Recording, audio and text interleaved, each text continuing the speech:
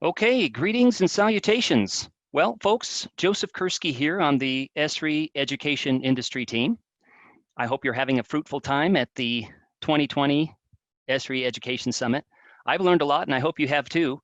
This panel discussion, which I have been looking forward to for several months now, is all about a cloud-first introduction to GIS. Now, I'm going to have my colleagues here on the panel introduce themselves if they would be so kind. Nicole, we'll start with you. Hello, everyone. This is Nicole. I am Associate Professor at Purdue University Libraries and School of Information Studies. I'm specialized in GIS. As some of you might know, we don't have a geography department at Purdue, so library is considered as the place to teach GIS. Wonderful. Good to have you here, Nicole. Diana. Hello, everyone. My name is Diana Tergazarian. I'm at the Florida International University GIS Center. Wonderful. Jennifer. Hello, everyone. I'm Jennifer Swift. I'm an associate professor of teaching at the Spatial Sciences Institute at the University of Southern California. Well, I'm thrilled about this session, folks. Designing a cloud-first introduction to GIS. Some of the people I have the greatest respect for are on this panel.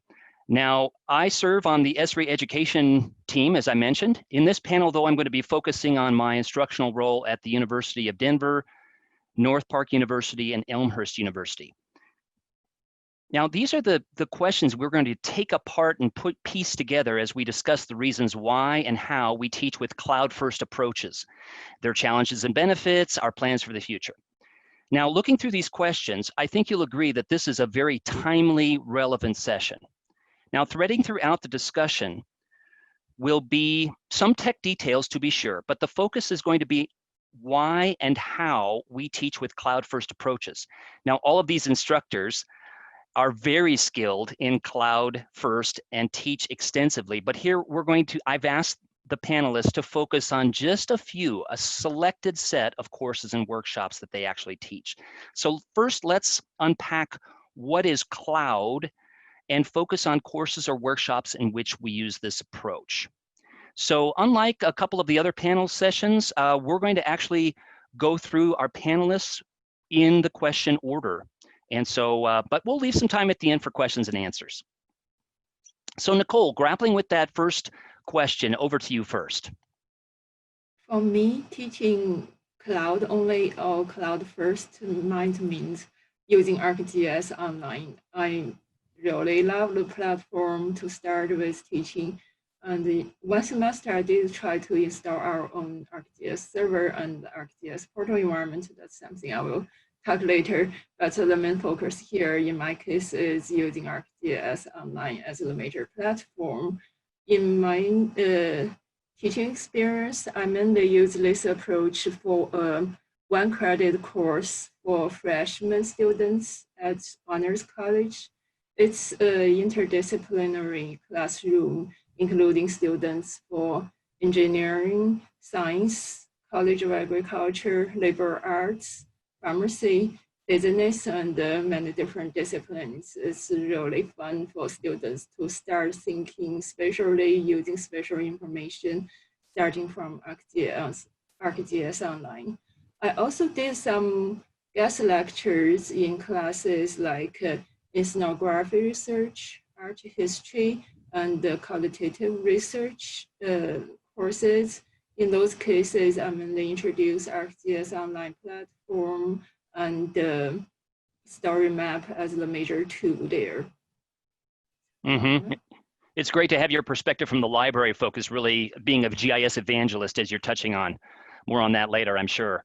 Deanna, over to you. Yes, thank you, Joseph. So for me, really cloud first or cloud focused means working in the browser, right? WebGIS through the browser. And in as early as about 10 years ago, I used to do some exercises with Google Earth and Google Earth Pro, utilizing all of the layers within that. But now primarily, almost solely for me, Cloud First means ArcGIS Online in my courses. And so halfway through spring 2020 semester, as many of you and many of us did, we switched abruptly to online and remote instruction, and I transitioned all of my courses, introductory courses that I was teaching at the time, from a desktop-based GIS instruction to entirely ArcGIS Online, and I'm happy to report that it went really well. We can get into the details later, the nitty-gritty, but I use a cloud-first approach in my Intro to GIS courses. From now on, I will be using a cloud-first approach, and I've been doing so in my Digital Earth, which is really a spatial literacy and thinking course, and Web GIS courses. In the future, I'll be using, for the upcoming fall 2020 semester, I'll be using it across disciplines, really introducing various disciplines across the spectrum to GIS via ArcGIS Online, and also holding workshops to encourage my colleagues who are teaching semester-long courses to do the same, to at the very least start with Cloud First, or start their courses with an introduction to cloud, if they choose later to go on to the desktop, to do that second, especially for introductory courses. Thank you. Over to you, Joseph. Oh, thanks for sharing. To me, Cloud First is really using SaaS tools, as my colleagues have touched on, and streaming data services and online forms of assessment, such as portfolios, but that perhaps we can get into later, all of that online. I'm going to focus today on courses that have two widely different student audiences. One, my cartography and geovisualization course. This is a first semester GIS course for students at North Park University. In some ways, traditional students new to geospatial technology, but in this case, most of the students are actually working professionals. They're police officers, social workers, health professionals. And the number 2 course I'm going to touch on today is my population economics and urban geography course, which I truly love. This is part of a 5-course certificate program for AP Human Geography K-12 instructors at Elmhurst University. So the audience is practicing secondary school teachers, but there's some pre-service undergraduate students in schools of education in that course. Over to you, Jen. Hello. For us, and for many, the term cloud only implies that there's no use of programs installed locally on laptops or desktops. And in many cases, we think of Cloud First as being courses or assignments that are designed from the get-go to utilize modern cloud computing functionality. For instance, they're designed to be hosted on Amazon AWS, Microsoft Azure, or Google Cloud. So in our degree programs, we have a number of undergraduate courses, like first semester courses, GE courses, that utilize the Esri ecosystem, as well as advanced courses. And we also have some open source GIS solutions. And the Esri courses are in almost all of our degrees and programs. So with the undergraduate, with the first ones, Maps in the Digital World, Sustainability in the City. These are courses taught by our leading faculty, and they are capped, some of them are capped up to 120 students. And for example, Dr. Voss teaches it the sustainability class to critically evaluate and make use of media, internet, and traditional academic resources in story maps, for example. And then we also have more advanced computing assignments in our graduate classes in spatial computing and customization, Web GIS, spatial computing, and in another of our faculty, Yao Yu Chiang, teaches the foundations of applications of data mining, and he uses also cloud computing resources. Wonderful, thanks for sharing. And thanks folks for filling out that poll right now. We'll check in with the results here after we address the next questions. Thanks for doing that. Here's what we'd like to grapple with next. What was the decision-making process that you went through in creating these cloud-first designs. And as before, we're going to start with Nicole.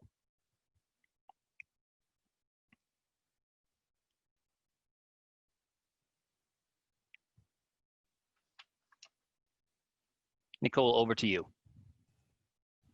So in my approach, since my course is more emphasized on spatial thinking skills, I will introduce first about the spatial thinking skill part.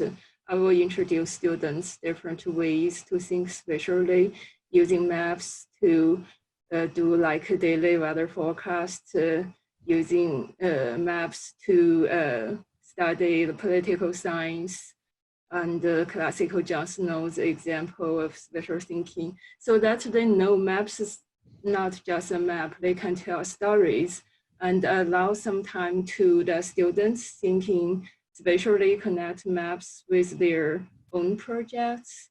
Then I just introduce the ArcGIS Online platform. Sometimes this part is just about how to log in. Then many students like to just try on their own. They might don't need anything from me anymore. But I still like to introduce a little bit of concepts about like what's map, what's contents from ArcGIS Online, what's the difference between a feature layer, a web map, a web app, and more importantly, how to find shared maps from ArcGIS Online. It turns out many of my students really love to search shared maps there. They think they can find everything and they trust every map they see there. That's another story. But basically, they really like to try on their own. Then in my case, I do encourage team-based projects. So that's each student try on their own, then each team work together to sew all the pieces together as a team project. In my one credit course, since I have a little bit more time for students, so I let them try different experiences, like propose an idea for a project, then search for different geographic information available from ArcGIS Online or from other sources, public available data. Then let them start to think about how to put these data together to do a little bit further analysis, then present as a story map. Yeah, thanks for sharing. What you're touching on a little bit ago with the being critical of data is an important one. Yeah, so we'll come back to that for sure. Deanna, over to you. Thank you, Joseph. Echoing some of what Nicole was saying, you know, ArcGIS Online allows for a really easy learning curve for diverse audiences, and it also allows for, you know, a results-rich experience, right? Without having to do any kind of installation, with just a simple log-on, right? Having becoming a part of the university's organizational account, students can really achieve. First of all, they have access to an amazing set of data, and as Joseph pointed out, we can talk a little bit later about being critical of data sources and metadata and all that good stuff. But, you know, it really allows them within a matter of, you know, a 1 hour course to really get some really nice results that they're able to share, and you really flaunt the experience. And so that goes back to what my first point, because why not, right? Especially for introductory courses, there's really very, very little that we cannot achieve as educators within ArcGIS Online to introduce all of these important spatial thinking components, and without having to deal with the tech issues of installing on software, or for those of us who are utilizing VPN,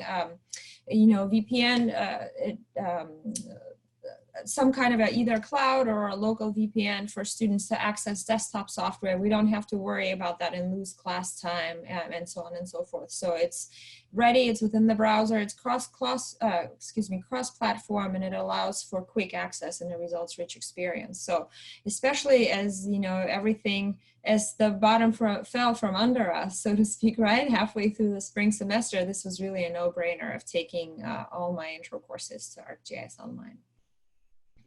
Yeah, the cloud-first approach. Thanks for sharing. I like your evergreen adjective. I might have to use that. That's a good one. For sure. Yeah, thank you for pointing that out. You know, really leaving more space, and this is getting back to what you're saying, Joseph. So yes. Yep. For me, the decision-making process was straightforward. As Diana stated, why not? As my focus was on spatial thinking in these two courses and helping students see how, in this case, location intelligence was the term used to try to broaden the audience at North Park University. Location intelligence can help them become change agents. That's really the mission of the university. Be change agents in your community, your world. Cloud First was an easy choice then. I also feel it's a primary goal in these intro courses to get students excited about geotechnology so they'll pursue additional courses at their university, but also use the tools on the job, right? I also wanted to minimize, as my colleagues have stated, technical issues with devices and installations. And these courses that I'm describing today, they were never desktop. They were always Cloud First. Taking one practical example, I love the fact that all of the analysis tools in ArcGIS Online are under that one single button. Over to you, Jen. Well, first I'd like to echo all of the sentiments that Joseph had and the planning and why we've almost always in most of our classes done Cloud First with many of our assignments and courses. And when I'm thinking of the upper level, upper division programming and customization courses, we are also careful to consider how well and teach students how well given computing solutions will operate, what they can get out of the box, and what requires more application development. So it gets really exciting when they start, they take what they're given and then want to do a lot more with it behind the scenes. And all wrapped up in that is the use of the cloud. For many cases, for many of these, the toolboxes, there's an opportunity to learn a great deal about how they work under the hood with the programming. And the other consideration, for example, one of our big considerations, traditionally, ideally, we should make requests for new software through a detailed research plan, an update plan with the faculty and with the IT support. And in reality, our IT support guru, Richard Zung, he's fantastic and supports us, and even long before the current crisis and well into quarantine, he's been great at supporting us with really rapid deployment of software whenever we need it, even though ideally he should have 6 months. That's not always possible. So we're, very lucky. That's got to be a challenge, yeah, with the rapid change and evolution of GIS. If they were rigorously adhering to that 6-month traditional path or time frame, oh gosh, we could talk more about that. That's a good one. All right. Pausing for a moment to look at those poll results. Thanks, Angela, for sharing those. It seems like most folks are using at least some cloud-based tools in their courses. No surprise. And we're just kind of curious about what software do you anticipate using in the upcoming term? There's a nice mix here. Online, no surprise there. A lot of pro. There's still some ArcMap being used. All good. And then web mapping applications, which I'll touch on here in a bit in some remarks coming up. There's some use of ArcGIS Insights, Business Analyst Web, which I dearly love. There's some urban, cool, and other software as well. So yeah, thanks for responding to that, folks. Much appreciated. All right, so now let's grapple with this. How do you use this approach in your courses and workshops? Really getting into the nuts and bolts here. We'll start off with Nicole. Yeah, everyone. I feel I already talked a little bit in the question too. I want to reiterate it's like using ArcGIS Online to get students started with spatial thinking is really an easy entry for, in my case, because I have students from multiple disciplines. Some students are really technology savvy. They are excited to get started with a new technology. But I do have students whose expertise area is not in the technology domain. So I usually pair them into teams for one team, I usually have about 6 to 8 students to include some students from engineer, computer science background, and also some students from English literature, archaeology background, so that they can work together to tackle a problem. So I think ArcGIS Online provides a really easy point for students to get started. As they work on a team, they can also learn from each other. Also, that talking about the information literacy part, since I work in the libraries, ArcGIS Online on the cloud-based interface really allow my students to think more from the information literacy part. I start to question them how easy to find the information, how reliable the information is, and how to cite the information once you use it in your project. Oh, I love it. I also use some time for them to think about collaboration. ArcGIS Online provide a group collaboration environment so that the team can be in a group to work with each other to assemble a project. So that's my part. Yeah, appreciate it. And I think it's important for students to understand how to cite data increasingly in the online world. That's a good one. That comes up a lot in listserv discussions as well. Deanna, over to you. Yes, so as I mentioned, we switched to fully online and cloud-only instruction. I transitioned my GIS courses to cloud-only halfway through spring 2020, and some of the topics that we covered with cloud-only were geocoding, pattern analysis, proximity analysis, data joins. We even played with some tessellations. And what I did is I wanted to keep things really applicable for my students. So as they were seeing all of these dashboards and maps, millions of maps that they saw on the news, right? Referencing and describing the pandemic, I wanted them to take a look, as Jen mentioned earlier, under the hood, right? Where are these data coming from? How are they being consumed by how are they being shared as web services? How are they being consumed by the dashboards, the various apps, and so on and so forth, right?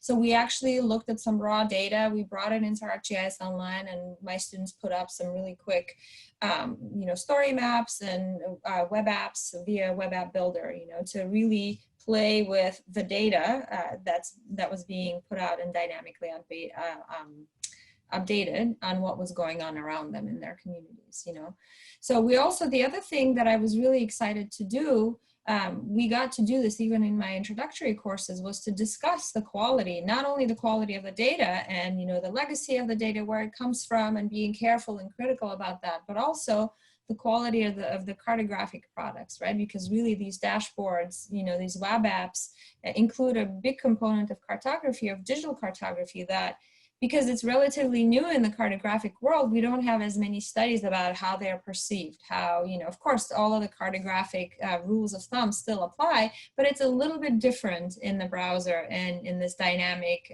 constantly updated world. So we got to think about, we got to look at the dashboards and the maps and think about, are these data normalized, and if they're not, how can we deal with that, right? Do we need to use a different mapping technique, and so on and so forth. And so in terms of planning for the future, I'm going, as I mentioned earlier, I'm really going to encourage my colleagues who this coming semester are teaching semester-long courses to really give it a think in terms of, Joseph, you were saying many of the analysis tools are available right there under the analysis button in ArcGIS Online. So it really makes it easy. So back to you. Thank you. Thanks. For the geovisualization course that I mentioned earlier, each of the 9 weeks follows this pattern: readings, videos, discussions, hands-on activities, more discussion, and short quiz. The 5-question quizzes that I give include 2 questions on technology, 2 on content, and 1 on what was the most significant thing you learned this week. So I'm really keen on having them to reflect on their own learning, and for many students, that's the first time they've actually had to reflect on their own learning. I spent a lot of time creating these weekly course maps or diagrams, as you see here. I thread the content, the skills, and the societal issues together. I'm very keen on the societal issues, as my colleagues and I have been chatting about location privacy, data quality, and hence I've got this spatial reserves data blog that came out of a book that a colleague and I wrote for Esri Press some years back, with weekly discussions and examples that you're free to use, spatial reserves. Now, the themes developed in the exercises shown on this diagonal bar run through the content, skills, and societal issues, and it illustrates the many areas that, in this case, location intelligence can be applied. I'm not going to go through all this text, but you can see the example of the activities in the lower left there. They're all cloud first, ArcGIS Online. I use a lot of Survey 123. I have them fill out on campus when we were face-to-face, but now in their own neighborhoods, something that I've created. And then a couple weeks later, I have them come back and say, okay, remember that survey that you filled out? Now go create your own survey, and this is how to do it. I believe apps are an excellent and rather, I think, an underutilized way to teach GIS concepts, skills, and keep the interest high. Here's some example apps that I use. The Sentinel-2 imagery, along with the Hanger, it's a business partner of ours, has a very nice story map with UAV imagery. Real-time weather and the Landsat Explorer to teach about remote sensing and bands. I also use the historical USGS topo maps and the historical wayback imagery, the Cool Maps gallery, including the migration map and the Living Atlas Water app that has the IoT feeds and some others. I also, as we've been touching on, make focused use of the analysis tools in ArcGIS Online, like the mean center and the standard deviational ellipse, and so on. All right, over to you, Jen. So building on what everybody else has said, I think many of us in our undergraduate and our larger classes, we have a multitude of disciplines represented in the student bodies. Like one big class may have 20 different people from 20 different disciplines. And what's so nice about the ArcGIS Online and the cloud-based computing is it serves so many different how can I say, viewpoints and approaches, and where they all can come together and learn from each other through the technology and through storytelling. In the graduate courses, we critically evaluate benefits and challenges of different types of WebGIS applications, and also design. And what we want to do is empower them to be able to tackle today's big problems with and not be afraid to try new things, and also think about very carefully, what they're designing and who their user audiences are.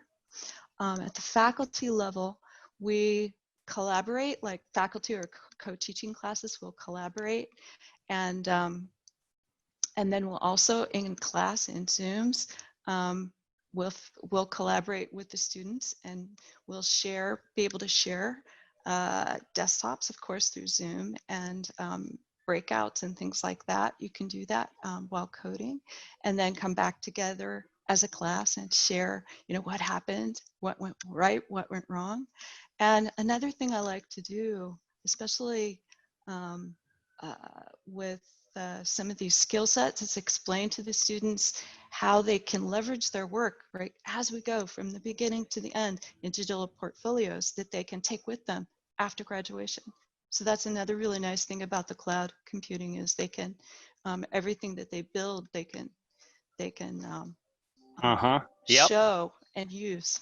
It is a beautiful world, isn't it, in many ways, with this capability. All right, I'm having a blast so far. I hope you are too, and learning a lot from these panelists.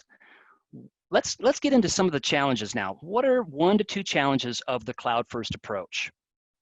Nicole, over to you first. Thank you, Joseph. I have to apologize. I listed 4 challenges here instead of 1 to 2. I love cloud-based approach, and I like ArcGIS Online platform a lot. And the challenge here is just like a little bit thing I have encountered in my past experience. First, I think it's the challenges are art of, or a trade-off between like how much GIS concept I should introduce before the students start with the online platform. In my previous practice, I try to minimize the hardcore GIS concept. As you know, I have multidisciplinary student group. I try not to overwhelm them too much, introducing too much data models, data management, and spatial analysis concepts. But sometimes I do have students run into problem later on once they started ArcGIS Online platform. For example, they want to join table with a map. They find a raster data set. They never know, I never told them. So probably in the future, I need to introduce a little bit more, but it is really art to find the right point, the balance point, like how much should I introduce them before get them started. And the second thing is the dealing with online contents. Some students, as I said, they really love the maps shared by ArcGIS Online users. They use their feature layers. However, maybe by the end of the semester, by the time I need to grade their work, maybe that layer is not shared anymore, it disappeared. So there was some frustrating time for them. But from my library and the information science point of view, I think that's something good. That's a teachable moment for them to learn about online content. So I won't complain about it, but that's something I keep telling students about online information, how they should use it, what's their expectations. But another part on the flip side, on the instructor side, sometimes when I grade their work, I was kind of surprised how beautiful their maps turn out. Then it turns out they might be borrowing some others' contents, but forget to cite their work. So that's another thing maybe instructors need to pay close attention once their students are using the online contents. And the third challenge is like sometimes web interface might change or upgrade in a good way. But if I work ahead a lot, sometimes, occasionally, I prepare the content. If I prepare very detailed steps or screenshots, it might occur maybe sometime during the summer. ArcGIS Online has a major upgrade. Maybe certain buttons changed, certain workflows changed.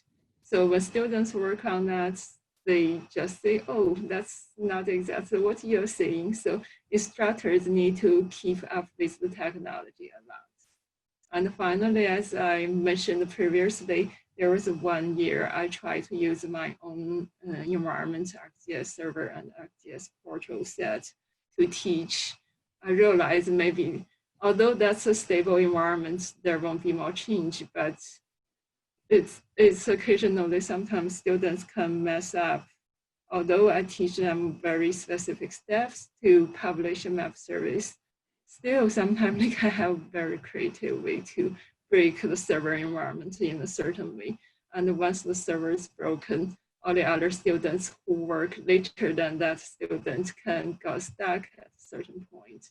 So I have to work with the IT department frequently to maintain the server. Sometimes maybe just give a hard restart from the middle of the day. That's some lesson I learned. That's why later on, I just switched to ArcGIS Online entirely. That's Esri to worry about the maintenance. So well, thanks for those nuggets of wisdom. Yeah, there's some really good, and this is reality, right, folks? There are challenges. We're teaching with a rapidly evolving technological tool set. All right, over to you, Deanna. Thank you, Nicole. So many things there to chew on, right? I'd just like to comment quickly on the idea of instructors having to do a little bit more investigative work, if you will, to make sure to ascertain that the work the students are turning in is indeed their own. And then also the ephemeral nature of some of these layers, right? The digital ephemera, if you will. But I just wanted to speak a little bit similarly to the experiences that I had, really the pros and cons of the online first or cloud only approach are really, for me, two sides of the same coin, right? So because it's so easy and it's so result rich, it's so accessible, students tend to really do before they think, right? So they can really run away with things, do analysis, and kind of get lost. And, the teaching component is lost. Yes, they're trying, they're clicking around, it's great, but they're not understanding what they're doing conceptually. But at the same time, the same thing on the other side is the fact that they learn by doing, especially the current generation of students has a preference, or at least in my experience, they have a preference for a learn by doing and iterative trial and error approach, right? So through getting things wrong a few times, they learn how to do it right in the end, right? And once they do it and they see the issues, and when they come to the theory and the concepts after they've gotten it wrong, they seem to appreciate it a little bit more, and really it kind of comes full circle for them. So. One challenge I have found is that when students see a demo, a video, or talk with some GIS professionals, they want to dig deeper and go from A to Z without doing some of the intermediate steps. Now, I'm not advocating that, we're going back to 1995 when it was pretty much just like one way to learn GIS with a few eddies in the river, but there was one way to learn it. Now there are multiple ways to learn it. And even though there is not just one pathway, there are some building blocks that, my colleagues and I are touching on that, okay, you want to build a story map, but you want a map underneath it? Well, how do you build the map, underneath that the story map links to? So I think that's a challenge. Also, because it's wonderful that we have, for example, ArcGIS Online, dataset A, dataset B, dataset C. Do I know where all those data layers came from? Do I trust them? So that's the challenge. Also, as we have had in the discussion as well, you can't do every kind of analysis. You can't georeference. You can't do some other things in the online environment at this time, in 2020, August. However, my contention is that if you master ArcGIS Online, about 9 things in there, filtering, adding data, etc., you can do anything. Really, the sky's the limit. Plus, I think it bears mention that cloud GIS and learning management systems, Canvas, Blackboard, etc., they work really well together. You don't have to shoehorn anything. Also, my contention is that your role as the instructor is critical. You're the one guiding the inquiry. Many students coming in, I would say most students coming into these courses, they see maps as reference documents, like where is something, right? They don't see, without your assistance, maps as analytical tools, and that's what we want them to see.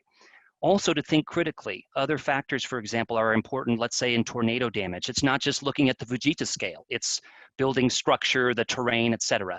And also, one last point, just because you can doesn't mean you should. So if I have a population layer, or let's say housing, if I have mobile homes in my housing layer and I divide that by tornadoes, it doesn't mean those are the tornadoes that impacted mobile homes, right? I can divide apples by oranges, but does it make even any sense?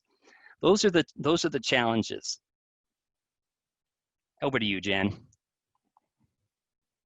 Thank you. When I thought about challenges, I thought about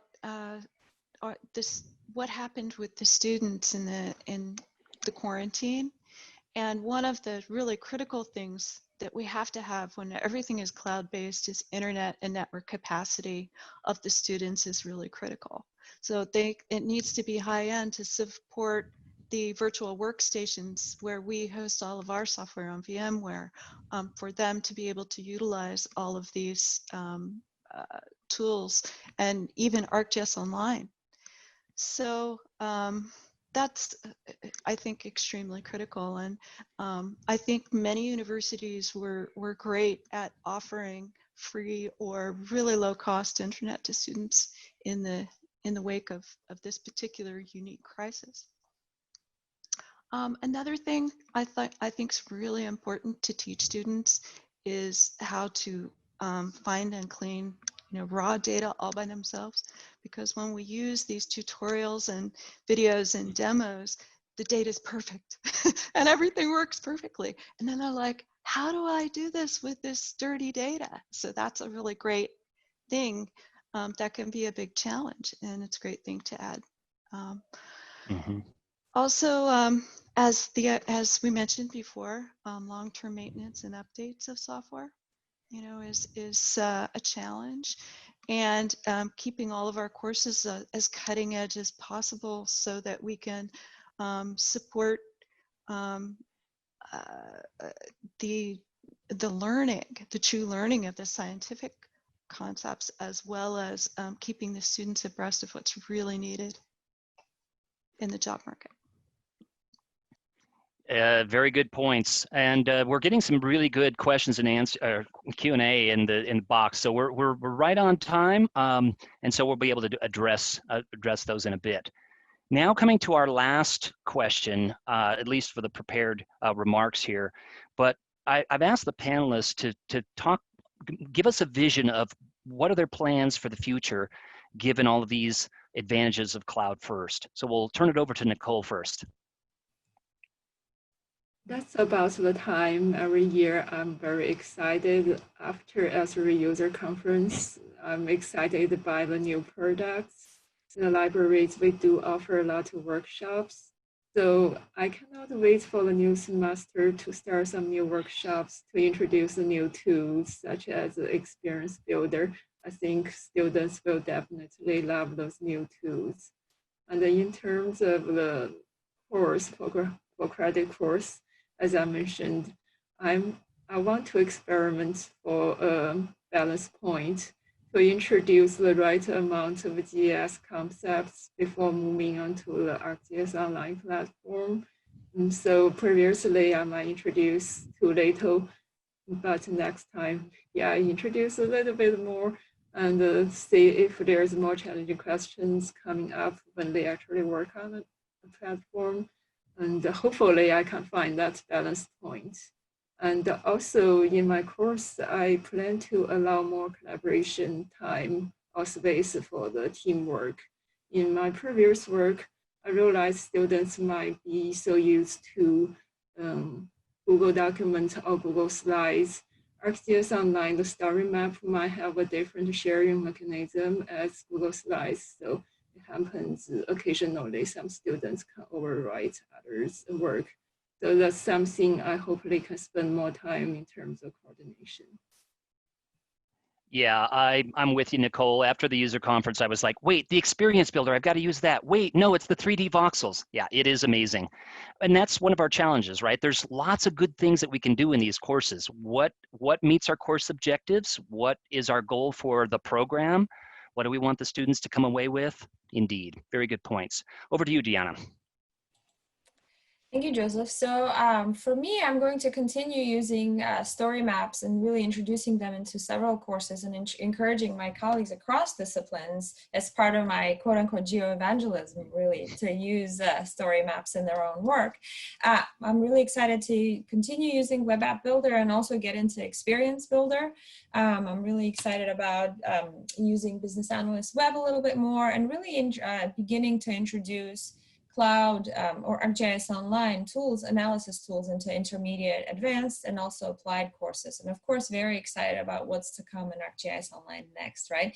Joseph, you were saying georeferencing is not there yet, right? Well, when will it be there, right? It'll be exciting to use it when it's there. I was mentioning Locate XT the other day, which is, you know, it's a tool within Pro, right? I'm super excited about using that and can't wait until it's available within the cloud-based system as well, within AGO.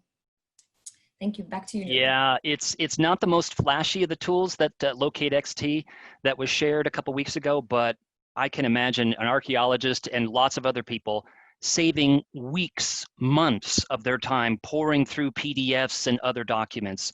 It picks out those locations from there and creates a geodatabase. Amazing, yeah. Yeah, and the text analysis applications of that, amazing. Right? Oh gosh, indeed.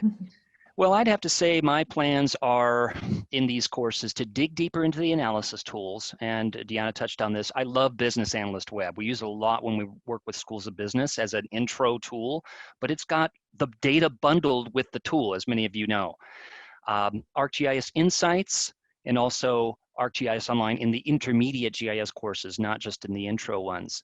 And secondly, make use of these tools in upcoming workshops for, as all of the panelists here share this task with me, and many of you in the community, going to different departments and using these tools to get them excited about I could use that in my own instruction or in my campus facilities or in my research. Over to you, Jen.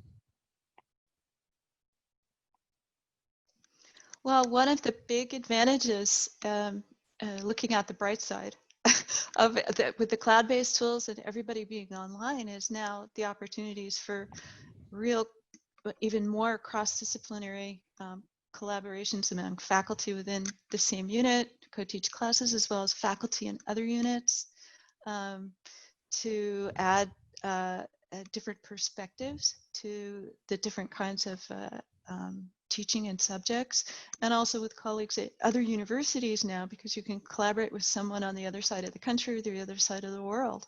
So this is really exciting. And lastly, I'd just like to mention the need to address this really interesting challenge we have now.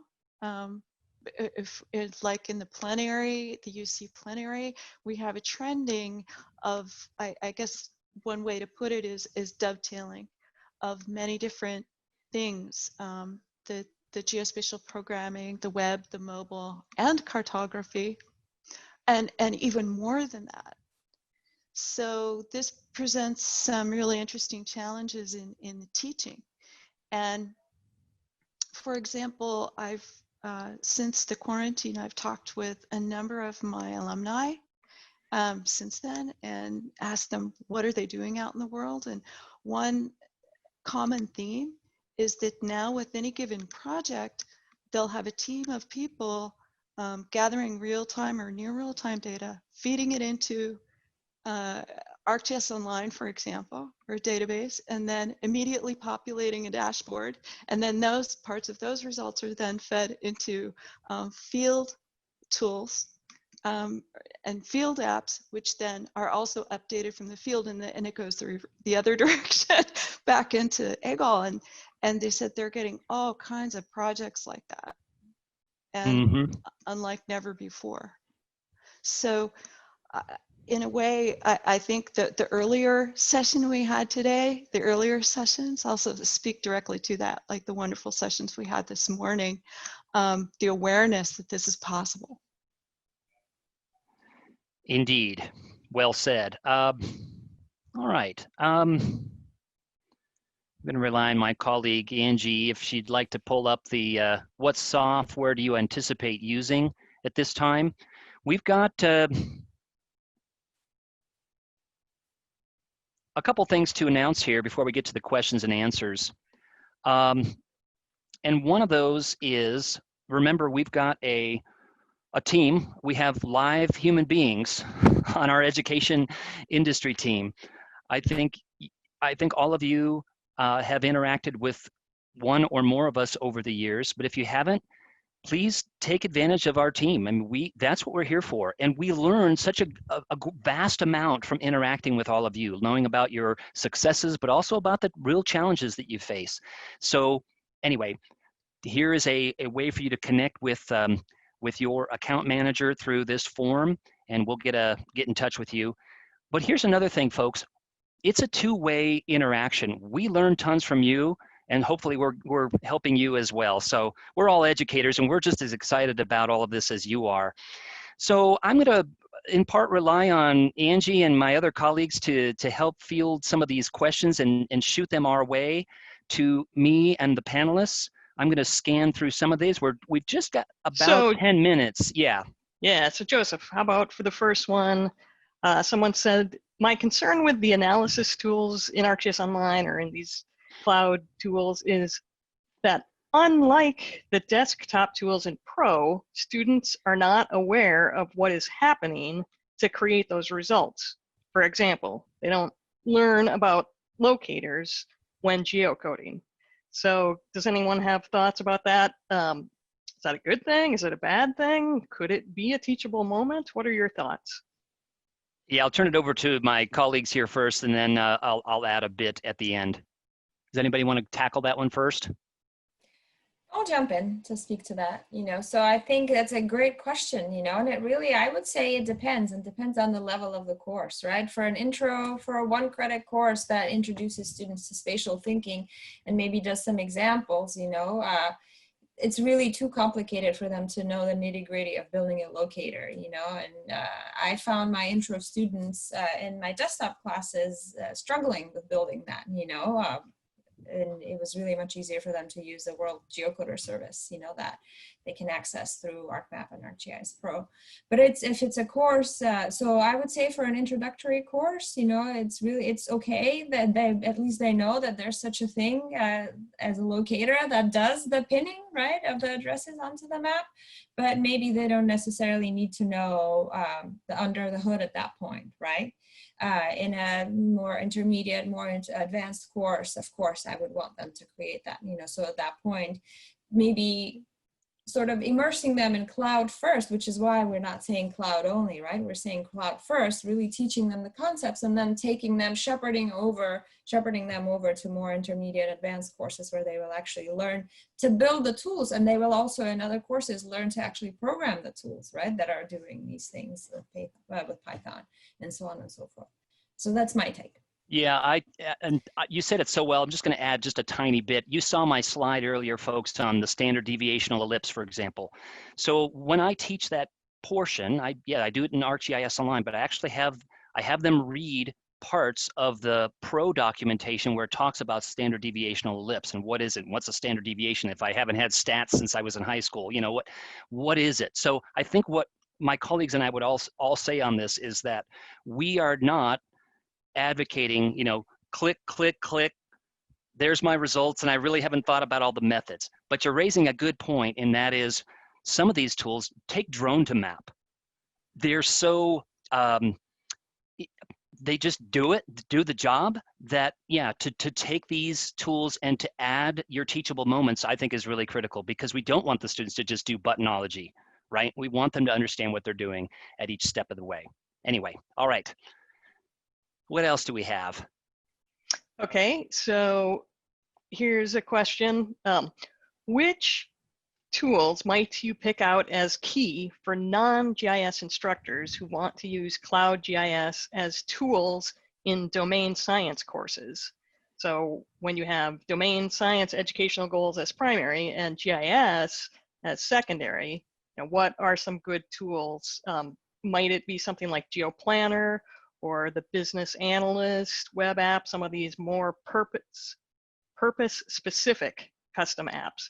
So do you want to speak to, maybe Joseph, you could speak to that first, that whole idea of purpose-specific apps. Yes, sure. And then I'll turn it over to my colleagues here on the panel. One of the things that one of the colleagues, many of you know, Cancerina Kernia, and I worked with some UC San Diego students this semester on their capstone project. These students came into this business course from a data science background. So obviously in one semester, we're not going to teach them all of GIS. They didn't really care to learn all of GIS, to be quite honest. They wanted to analyze business-related data. So in this case, Business Analyst Web, Diana touched on this a bit ago. We used tessellations, and they used R. They used some other things that they were already familiar with, and they used Business Analyst Web to really get at the spatial patterns of the businesses that they were proposing for a certain parcel in San Bernardino, California, which is actually the case study. So in that case, yes, they're learning this component, I hope that's helpful, of geospatial technology. And in so doing, they're learning a little bit about classification methods and, you know, symbology and things like that. But their primary purpose was really not the map, it was really the analysis, which I think was instructive for all of us. So anyway, I'll turn it over to my colleagues about some other examples that perhaps they've used. I think it also depends on which disciplines we are talking to. GeoPlanner is a great tool for architecture design students, and we have many students are particularly interested in that. Business analysis is something used frequently in our business schools. And in my case, I have taught many social science courses and also taught workshops for social science teachers in secondary school. I realized ArcGIS Online offers a really flexible environment. I can just let them start with map notes so that they don't feel they are using GIS, but they are creating pretty maps. So I think it really depends on the disciplines we are talking about. There are many great tools. I really love the flexibility. Mm-hmm. And even from a content standpoint alone, the Living Atlas with its 8,500-ish layers, great for teaching about energy, water, climate, weather, etc. Right? So even if they're not doing like what we would love them to do, some analysis, even if they're using it as a content tool, hey, you're not stuck with this little, coming back to our cloud first, this little map from 1975 and page 300 of your textbooks. Nothing against textbooks, but you know what I mean? It's a living, updated set of content. Just that alone is very appealing to people in different sciences across the academy. All right, so for our next question, someone comments that the digital divide got wider. Not everyone has the same access to technology.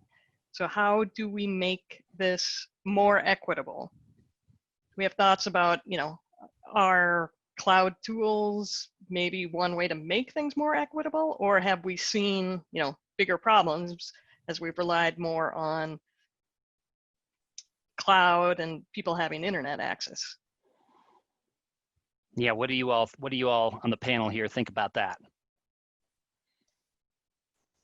I'll just say that it's a huge concern, not just in higher education, but as we're looking at our kids going back to high school, or our kids going back to elementary school.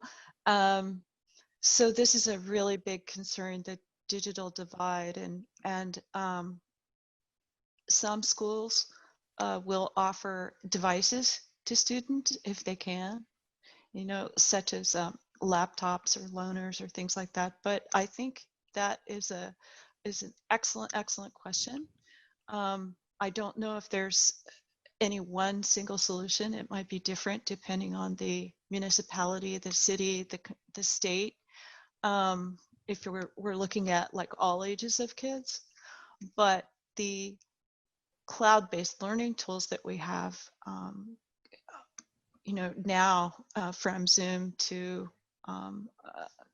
other tools, Microsoft Teams,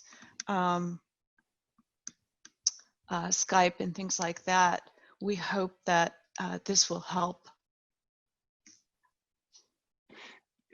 Yep, and I think it's a good one to bring up, that sometimes we think, oh, everybody's going to have this wonderful access that we might have in our home office or in our workplace, in our universities or colleges or schools, but that's not always the case. And so I would say some of the things that I and probably many of you have done is, okay, you've got lesson X. Do you really need to have them geocode 1,000 water wells to get the pattern of pH or dissolved oxygen? No, maybe 100 is fine. It brings up the point. They'll still see some spatial patterns, but anyway, things like that where you're not slinging around massive data sets online is not the complete solution, but it has alleviated some of the concerns. All right, one more, more a comment than question, but directed to Joseph. So what are those 9 things that students should learn in AGO to be able to do anything? I would like to focus on those when revising my syllabus. So I guess the question is really, is that something that you have a blog post about? Or if not, maybe you could do that. Write a blog post identifying those things. I do have it in GeoNet. Yeah. Well, GeoNet is wonderful, but it's kind of like Twitter. Things do get buried in there, so I'll pull that out and put it in the Q&A here. Thanks for asking. And keep in mind, you might not agree with my 9, and that's fine too. All good. Thanks everyone for joining us this morning. And thank you so much to our esteemed panel for a fantastic discussion.